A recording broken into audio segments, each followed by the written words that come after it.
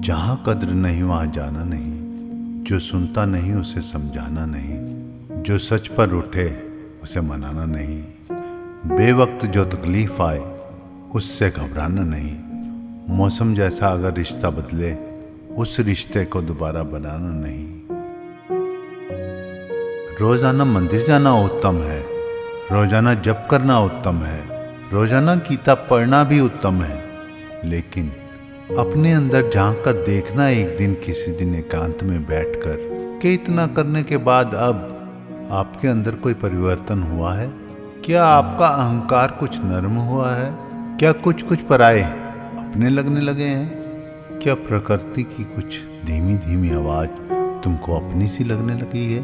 क्या कभी कभी बिना कारण आंखें भर आती हैं? क्या कभी ऐसा लगता है पेड़ पौधे आपसे बात करना चाह रहे हैं? या कभी ऐसा लगा है कि खिलता हुआ फूल आपसे मिलना चाह रहा है? जब आपको ऐसा लगने लगे कि आप अकेले नहीं हैं, आपके साथ संपूर्ण अस्तित्व है, तब समझना आप सही मार्ग पर हैं।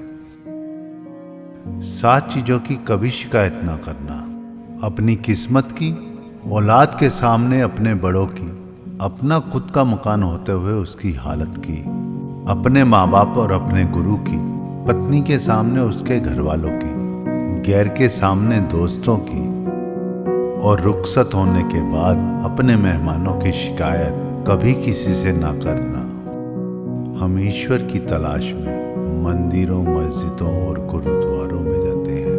वहां पहुंचकर हम जूते तो बाहर उतार देते हैं, पर अपना अहंकार, गुरूर और मैं अंदर ले जाते हैं, और फिर हमारी आँख कहीं, कान कहीं और दिल कहीं। और दावा ये है हम सबका कि हम सच्चे बादशाह की तलाश में निकले हैं। अपनी मैं के साथ आप अपने खुदा के दर पे तो शामिल हो सकते हैं, पर खुदा के दिल में नहीं। एक फकीर ने एक दरवाजे पर दस्तक दी तो भीतर से आवाज आई, कौन है बाहर? फकीर ने जवाब दिया, मैं हूँ। अंदर से फिर आवाज आई, अंदर भी मैं और बाहर भी मैं।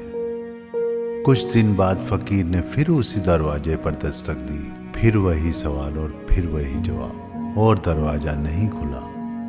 अब फकीर इस सवाल के जवाब को ढूंढने निकल पड़ा, और कई बरसों के बाद उसने फिर उसी दरवाजे पर दस्तक दी, फिर वही सवाल, कौन है बाहर? इस बार फकीर का जवाब था, मैं तो कब की मर गई, अब तो सिर्फ तू ही तू है, तू ही तू है, तू ही तू है। और दरवाजा खुल गया।